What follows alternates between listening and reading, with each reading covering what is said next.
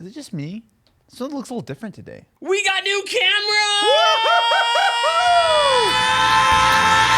Hello and welcome to This Is. Is streaming finally coming to gaming in a way that will replace the console you can't get your hands on? Because even though consoles have been out for several years now, and I'm talking about next-gen consoles and not just regular consoles, but finally going to be able to do it. This is not the video, Matt. This is not the streaming video. It is the streaming video because I wrote it. Actually, Kinsey wrote it. But I'm going to take credit for it because that's what happens when you're the boss. I am the boss. Oh, God. You fell for it! I did. I didn't walk. I ran. I ran into that one.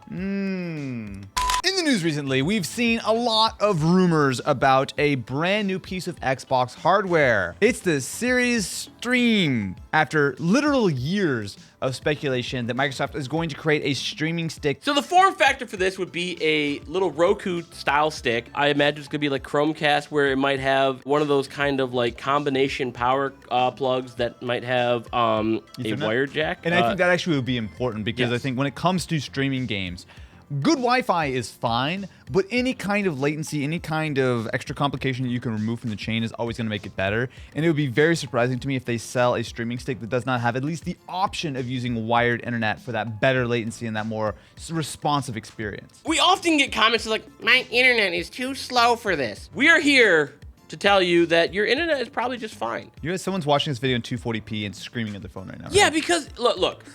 I'm not going to sit here and pretend like streaming gaming is going to be a better experience than playing on a console at home. It's not. The reason I think this is so important to the gaming industry is not because it's going to replace having a console, but because it's one, supplemental. This would be a great thing to travel around, throw in your bag. The other part is this is going to be cheap. I could see this being $100 tops. I mean, you can find Rokus and Chromecasts typically in that like $30, $40 range pretty easily. Microsoft has said time and time again, they don't care how you play Xbox. They just want you into the ecosystem. This opens up a lot of options for gamers who couldn't afford even like the $300 Series S. Of course, yeah. No, it makes sense, right? There are a ton of ways to do this, but the hole in the market right now is if you do not own an Xbox console of any kind and you still want to play on a TV, you want to play games as they were meant to be experienced. Yes. And for that, I think something like this makes sense. Will it be a massive, huge hit?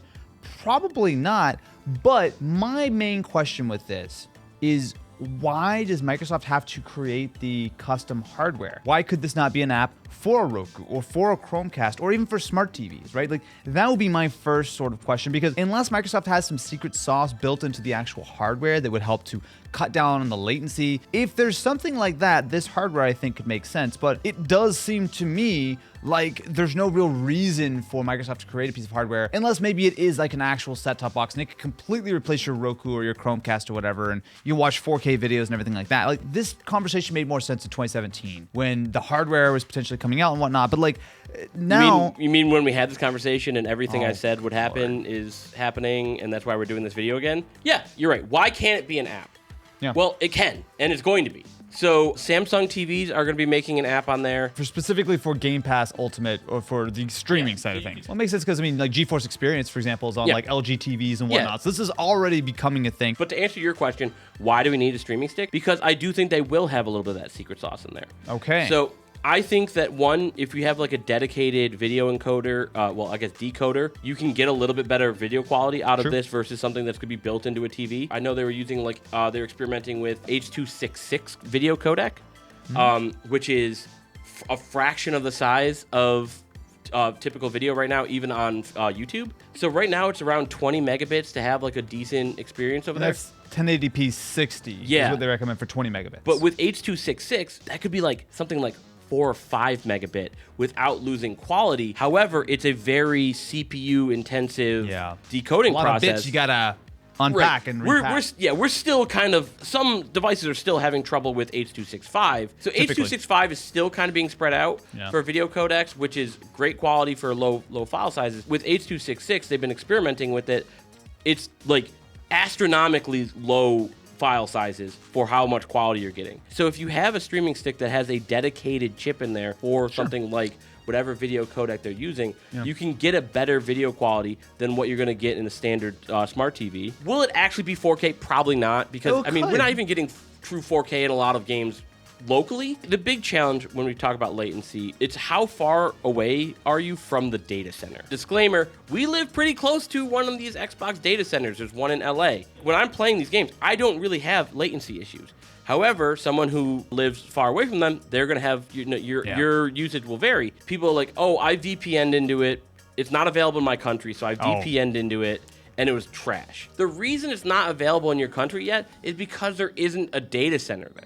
I've been saying this for 2 years now. Streaming is good enough for a decent experience for a lot of people. Do you want to go play, Call of Duty on this? Probably not. You're definitely going to be at a disadvantage with latency because, again, it's always going to be a little bit behind. But for like single player games, this is a really good experience. I played my entire Halo campaign laying in bed. The thing about this is it does seem like there's going to be some Xbox streaming stick, right? And obviously a big reason why you would want to subscribe to Xbox Game Pass, specifically the Ultimate version, is that not only do you get all kinds of games for your PC and for your Xbox, but you also get the access of playing those same games and all your synced saves and whatnot on a mobile device or wherever you are, right? But as with all of these things, it needs to contribute to the bottom line, right? Like Microsoft's whole goal, really, it feels like with Xbox and gaming, is to drive subscriptions of Game Pass, right? That is what they care about, probably more so than how many Xboxes they sell. Probably more so than how many studios they have or whatever. Like the more people who are paying them $10 or $15 a month, that is an investment in the future for Microsoft, right? They want to build up that gaming ecosystem. And if this is part of that sort of nexus of different options, I think it makes a lot of sense. For me, when we're talking about Xbox, one of the things that's a little bit more exciting, because while cloud gaming is great and it definitely has its place, it is certainly not the way that I typically choose to play games, right? Would be the Series S side of this equation. I still firmly believe that people are sleeping on the Xbox Series S. One of the biggest complaints I think that people have with the Series S isn't actually that performance. It's the fact that you can't play physical games. The physical game side on Xbox is really important. You can do a lot with your old discs. Yeah, and especially after a couple weeks ago when the authentication servers were down and people couldn't play their digital games, that was a massive problem. Yeah. And that's going to be definitely something that Xbox is going to have to kind of work to rectify. Now, there is a lovely little patent that they've submitted that would allow for physical games to be authenticated digitally. So what the patent suggests is that you'd be able to link another Xbox with a disk drive, basically put your drive in there, and then use it as a disk drive to authenticate it. It's just a patent, so we don't know all of it, but like the fact that they are thinking of ways to do this. Well, it's also, I think it's important for the future, because obviously Series S is the console that does not have a disk drive today, and they did briefly sell the Xbox One SAD, the all digital edition, back before the new Series consoles were out. But I would be very surprised if the next generation, whether it's the Series X Mark II or whatever, I'll be very surprised if they are still using discs in any meaningful way. They may have like an option, but I feel like most people will be digital at that point. Again, this is a conversation that keeps bringing up. If people are like, I like having my physical disc, I like having my collections. But like, you get a USB disk drive. It's not that difficult. It's like, sell the PS5 all digital or PS6 all digital, and then instead of spending another $100 to have the disk drive built in, charge me $50 or $80 to have like an external drive. I plug it in. If I want to use my physical discs, just plug it in like no problem. The argument for having physical discs is just becoming, for me, harder and harder to justify. It's a totally valid thing to say, I like having my discs. Sure, of course. I own Nintendo games. Games, very rarely, even with the Switch, do I download them, because Nintendo Switch turns is a off little the different servers. because a lot of like Switch games are on the disc. But like on Xbox and PS5, most of the game's not on the disc. Well, I generally speaking trust Sony and Microsoft to run a competent online service where I can purchase and download my games for a very long time to come. I don't trust Nintendo for that. Is a streaming stick a solution for everyone? No. Is someone who's looking at the streaming stick cross-shopping? Maybe a Series S. They're definitely not cross-shopping a Series X. This would be something that like I can't afford $300 to get in, which is like a large chunk of gamers. So what Xbox would need to do to make this work is expand their data centers. A lot of the market that wouldn't be able to afford this are in countries that don't have data centers already. Of course, internet is always going to be a problem, but I don't think it's nearly as much of a problem as people tend to think it is. So we have some stats here that is going to shock and appall some people. 88% of households in the United States specifically have access to gigabit offerings of internet. I'm going to qualify that. I think that's in general. So one thing I had said to you was something that we could start implementing 5G rollout in homes immediately. I mean, it is becoming more of a thing. It's still, I think, very much niche, and I would be surprised if it's more than a couple % of people who use 5G as their home internet. But like in a very short amount of time, internet speeds have sped up astronomically across the board. Now, obviously, your individual speeds, we can't talk for everyone, but across the board, what people have access to has gotten astronomically larger in a really short amount of time. So if you were able to play xCloud on your phone and have that be your main form of entertainment, you have access to good internet on your phone. If you can sit around and watch TikToks and YouTube on your phone for 6 hours a day, this internet streaming of your Xbox games would probably take up less bandwidth than that. This at 1080/60, this is in fact less bandwidth than watching 4K YouTube. For the record, by a lot, yeah. It's by almost double. If you're sitting here watching this video, you definitely have enough data to play xCloud. And if you're watching us at 144p right now, is a streaming stick a replacement for anything? No. But again, it just opens up new opportunities for new gamers. You say like it's not going to be that popular.